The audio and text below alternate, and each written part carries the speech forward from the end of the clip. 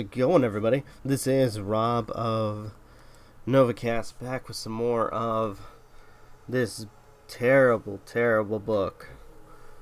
So, without further delay, why don't we get started on Chapter 7. Okay, The Eyes of Death.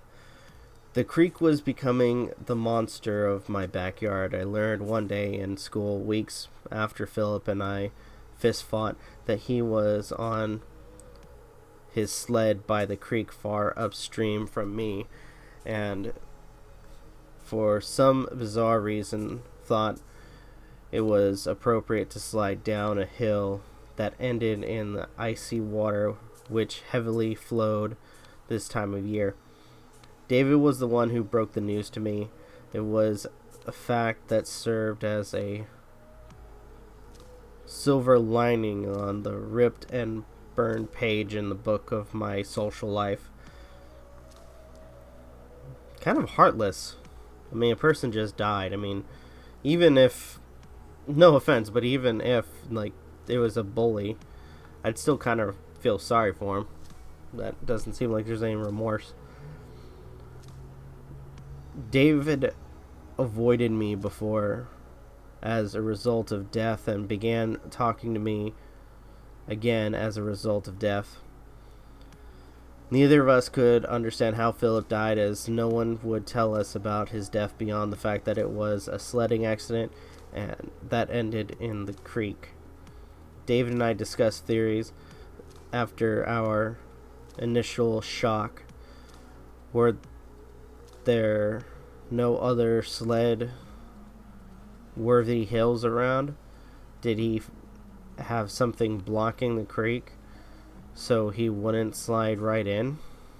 Maybe that was blocking him from winding up in the creek or maybe what was blocking him from winding up in the creek had fallen over after he failed to stop on his own, short of the Homeland Safety precaution.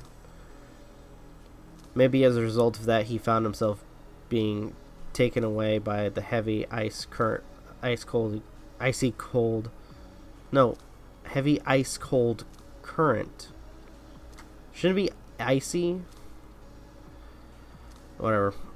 Maybe that current led him to a gathering of logs, and assuming he had not already drowned, he was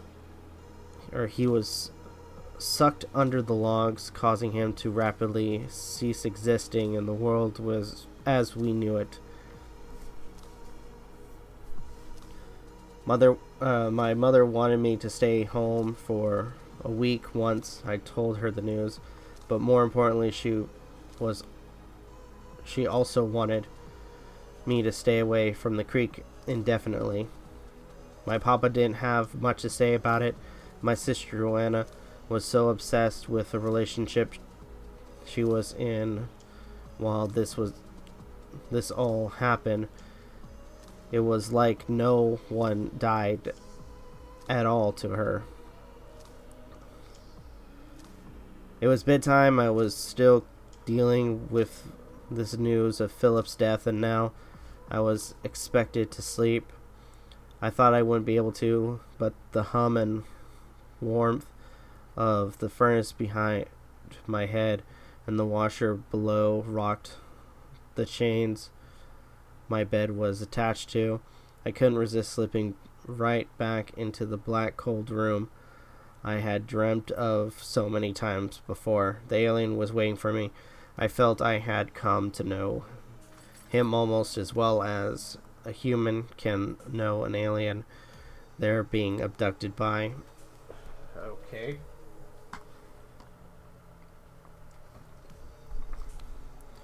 Once the fear subsided, I started to notice the creature ticked his head to the side every so often. He would make a click sound when he did this, almost like a kid I saw in my school in the special ed group sitting across from me at lunch in the cafeteria a couple weeks back. I noticed that kid and a few times prior at school. but he ticked the consistently. But he ticked the consistently. Wouldn't it be just he ticked consistently when trying to eat his homemade ham sandwich? The alien's breath smelled like a swamp and felt like it was coming from a window being opened up to a fresh, snowy day. I could tell the alien blinked sometimes, but his eyelids were transparent. Despite the creature having no indication in its eyes alone as to where it was looking, I could tell because when it wasn't reacting to a tick, it would tilt its head to the side slightly and often stare in an obvious manner in my direction, almost like the alien was constantly lost in deep thoughts about me or daydreaming with no thoughts at all. I'm not sure what the alien thought was so special about me. I don't understand what was worth studying night after night, but this would be me assuming the alien was even real. I don't understand how a creature like that could even bring me to it, considering how tiny my room was, how even more remarkably tiny my bedroom window was, and really the only thing that I could imagine was the alien would, beyond my comprehension, break down my physical body so I could somehow be transported through the very roof over my head. A roof with no attic, as it was flat and low quality in that. Come to think of it, in this dream I could hear the rain outside hitting the thin roof few feet away from my ears.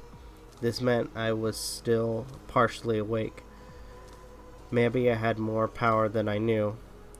I thought to myself for a moment, then screamed at the alien, "Let me go now." The alien looked at me. I was laying paralyzed vertically in front of him, with seemingly nothing supporting my upright body, especially not my own muscles. The alien chattered to itself as if it was laughing at me.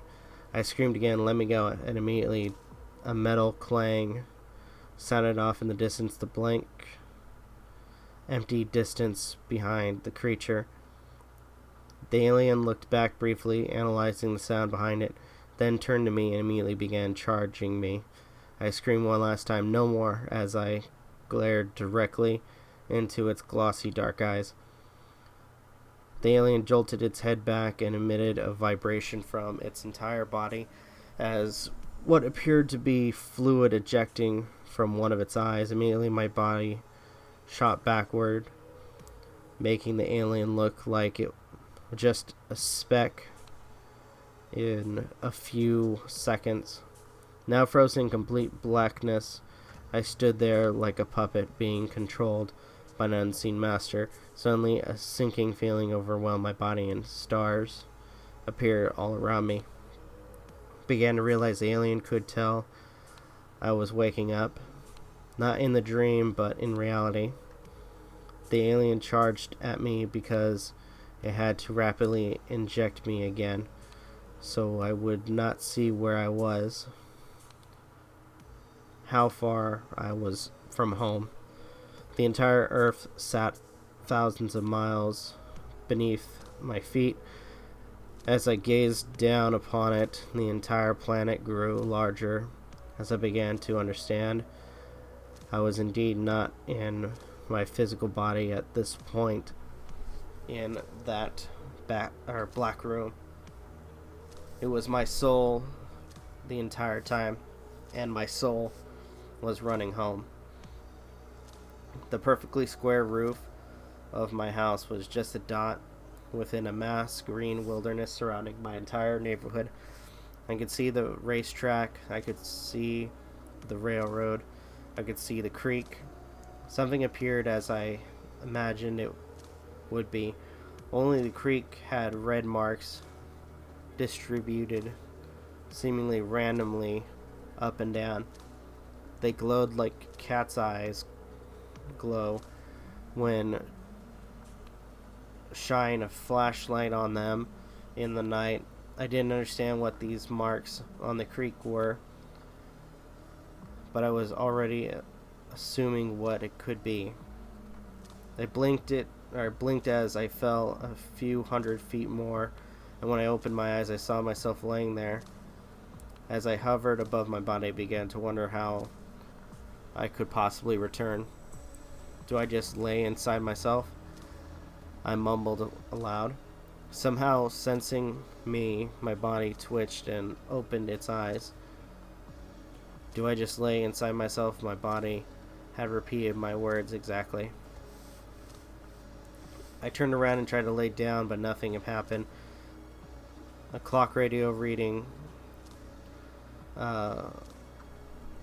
0400 near my bed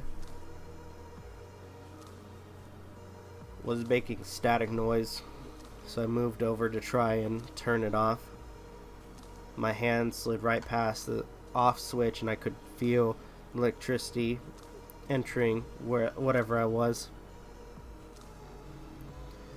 I jumped back, landing in the middle of my body in response to the electricity, and felt my physical self jolt up, smacking my head against the ceiling.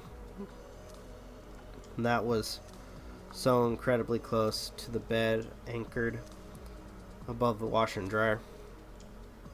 "Oh, damn it," I screamed. The furnace was still blasting. No one would have any idea what was going on in my room. There was no way I was going back to sleep, so I slid down the ladder to my bed, put on a cartoon-covered bathrobe, immediately walked to the massive windows in the front room to look for at least one of the marks I saw in the creek while I was falling.